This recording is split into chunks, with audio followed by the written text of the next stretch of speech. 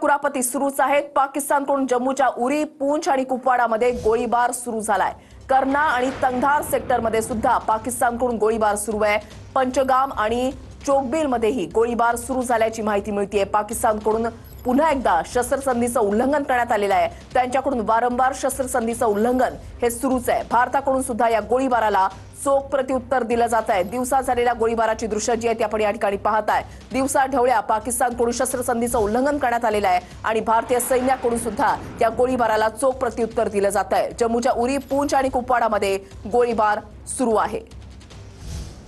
जम्मूमधील अनेक भागामध्ये सायरन वाजवण्यास आता सुरुवात झाली आहे। सांबा सेक्टर, आरएसपुरा आणि आर्निया सेक्टरमध्ये सायरन वाजलेले आहेत।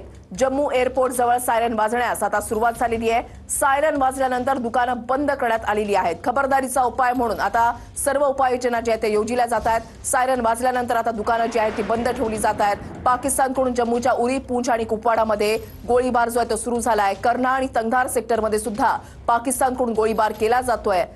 दुकानं आणि मॉल जे आहेत ते आता सर्व बंद ठेवण्यात आलेले आहेत। सायरन या ठिकाणी वाजवण्यात आलेले आहेत आणि त्याच्यानंतर या परिसरामध्ये सर्व दुकानं ही बंद ठेवण्यात आलेली आहेत। पंजाब, राजस्थान आणि जम्मूमध्ये ब्लॅकआउटच्या सूचना सुद्धा देण्यात आलेल्या आहेत। काल या 3 राज्यांमध्ये 15 ठिकाणी 15 शहरांवर ड्रोन आणि मिसाईलनं हल्ला करण्याचा पाकिस्तानचा प्रयत्न, मात्र त्यांचे हे प्रयत्न नेस्तनाबूत करण्यात आले आणि आता खबरदारीचा उपाय म्हणून या ठिकाणी सायरन वाजवण्यात आलेले आहेत। ब्लॅकआउट जो आहे तो या 3 राज्यांमध्ये घेतला जाणार आहे। राजस्थानच्या जैसलमेरमध्ये सुद्धा आता सायरन वाजलेले आहेत। पंजाब, राजस्थान आणि जम्मूमध्ये ब्लॅकआउटच्या सूचना देण्यात आल्या आहेत।